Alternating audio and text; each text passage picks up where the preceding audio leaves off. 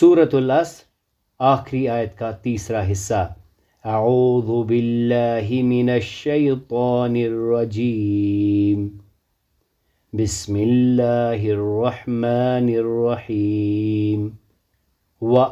اور تواصو ایک دوسرے کو تلقین کی، بالحق حق کی، وتواصوا بالحق اور جنہوں نے آپس میں حق کی وصیت کی، وتواصوا بالحق اور ایک دوسرے کو حق بات کی نصیحت کریں، وتواصوا بالحق اور ایک دوسرے کو حق کی تاکید کی، وتواصوا بالحق اور ایک دوسرے کو حق کی نصیحت کرتے رہے، وتواصوا بالحق نیز ایک دوسرے کو حق کی تلقین کرتے رہے، وتواصوا بالحق اور ایک دوسرے کو حق کی تاکید و تلقین کی، وتواصوا بالحق and advised each other to truth، وتواصوا بالحق and counsel each other to hold on to truth۔ اللہ تعالیٰ کی توفیق سے پہلی آیت، والعصر قسم ہے زمانے کی، زمانہ گواہ ہے، ان الانسان لفی خسر کہ در حقیقت انسان بڑے گھاٹے میں ہے۔ پھر ہم نے اس میں استثنائی صورت میں پہلے دیکھا الا الذین آمنوا سوائے ان لوگوں کے جو ایمان لائیں، دوسری صورت وعملوا الصالحات اور نیک عمل کریں، الا الذین آمنوا وعملوا الصالحات سوائے ان لوگوں کے جو ایمان لائے اور جنہوں نے نیکیاں کی۔ اور آج وتواصوا بالحق ایک دوسرے کو حق کی تلقین کرتے رہے۔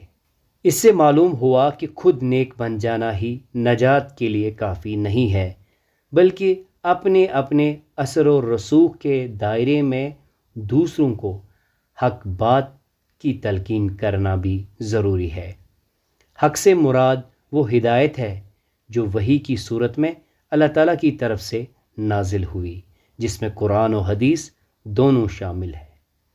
تواصوا فرمایا یعنی ایک دوسرے کو وصیت کریں، جس کا مطلب یہ ہے کہ سب مسلمان ایک دوسرے کو حق کی تلقین کرتے رہیں۔ چند آدمیوں کے ادا کرنے سے یہ فرض ادا نہیں ہو سکتا۔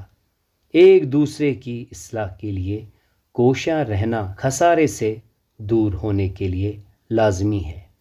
یعنی جس حق کو انسان نے خود قبول کیا ہے اور اپنی عملی زندگی کو اس کے مطابق ڈھلا رہا ہے، اس حق کی تبلیغ کے لیے وہ امر بالمعروف یعنی نیکی کا حکم، و نہی عن المنکر یعنی برائی سے روکنے کا علمبردار بن جائے۔ حق کے بارے میں جان لیجئے، حق اس بات کو کہتے ہیں جو سچی، مبنی بعدل اور مطابق حقیقت ہو۔ یہ باطل کی ضد ہے اور اس کا اطلاق پورے دین حق پر بھی ہوتا ہے، اور اس کا اطلاق ان حقوق پر بھی ہوتا ہے جن کا ادا کرنا اخلاقاً یا شرعاً انسان پر واجب ہے، مثلا خدا کا حق، ماں باپ کا حق، رشتہ داروں کا حق، پڑوسیوں کا حق، غریبوں اور مسکینوں کا حق۔ اس آیت سے یہ بھی معلوم ہوا کہ اسلام اجتماعی زندگی کو خاصی اہمیت دیتا ہے۔ اللہ تعالی ہمیں ایمان میں استحکام، عمل صالحہ کی توفیق اور ساتھ ہی ساتھ وتواصوا بالحق یعنی حق کی تلقین کرنے کی توفیق عطا فرمائے۔ اللہ تعالی ہمیں ہدایت دے۔ سبحانک اللہم و بحمدک، اشہد ان لا الہ الا انت، استغفرک و اتوب الیک۔